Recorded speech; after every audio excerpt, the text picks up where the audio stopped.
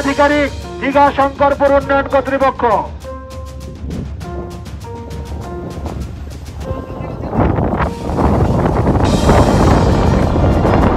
বিশেষ ঘোষণা, এত দ্বারা দীঘা শঙ্করপুর উন্নয়ন পর্ষদের পক্ষ থেকে দীঘার সকল নাগরিকবৃন্দ ও দীঘায় আগত সকল ভ্রমণার্থীগণকে আমরা দীঘা শঙ্করপুর উন্নয়ন পর্ষদের পক্ষ থেকে আমরা জানাচ্ছি যে আপনারা যারা দীঘা এলাকার লোকাল দোকানদার আছেন সমুদ্রের পাশে দুদিনের জন্য কোনো দোকান খোলা থাকবে না এবং সমুদ্রের যে সকল পর্যটক আনন্দ করতে এসেছেন দুদিনের জন্য কোনোভাবে সমুদ্রের পাশে আসা যাবে না।